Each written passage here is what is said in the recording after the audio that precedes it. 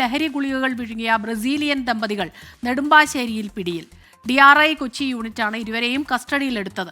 50ഓളം ഗുളികകളാണ് ഇവർ വിഴുങ്ങിയത്. ശ്യാംകുമാർ ചേരുന്നുണ്ട് കൊച്ചിയിൽ നിന്ന് വിവരങ്ങളുമായി. ശ്യാം, പറയൂ, ഇവര് ഈ ഗുളികകൾ വിഴുങ്ങിയെന്ന കാര്യം എപ്പോഴാണ് മനസ്സിലായത്? ഇത് രഹസ്യ വിവരത്തിന്റെ അടിസ്ഥാനത്തിലാണ് നെടുമ്പാശ്ശേരിയിൽ ഇന്ന് രാവിലെ 8:45 എത്തിയ ബ്രസീലിയൻ ദമ്പതികളെ DRI പിടികൂടുന്നത്. DRIയുടെ കൊച്ചി യൂണിറ്റാണ് ഈ രണ്ടുപേരെയും കസ്റ്റഡിയിലെടുത്തത്. സാവപ്പോളയിൽ നിന്നാണ് ഇവർ കൊച്ചിയിൽ വിമാനമിറങ്ങിയത്. 50ഓളം ഗുളികകൾ വീതം ഇവർ വിഴുങ്ങിയിരുന്നതായി രഹസ്യ വിവരമുണ്ടായിരുന്നു. പിന്നീട് കസ്റ്റഡിയിലെടുത്ത ഈ പ്രതികളെ വൈദ്യപരിശോധനയ്ക്ക് കൊണ്ടുപോയി എക്സ്റേ എടുത്ത് പരിശോധിച്ചപ്പോഴാണ് ഇവരുടെ ശരീരത്തിൽ ഈ ഗുളികകൾ കണ്ടെത്തിയത്. നിലവിൽ രണ്ട് പ്രതികളെയും ആശുപത്രിയിലേക്ക് മാറ്റിയിരിക്കുകയാണ്. ഇവരുടെ ശരീരത്തിൽ നിന്ന് ഗുളികകൾ പുറത്തെടുക്കണം എന്നുള്ളതാണ് DRI ഉദ്യോഗസ്ഥർ പറയുന്നത്.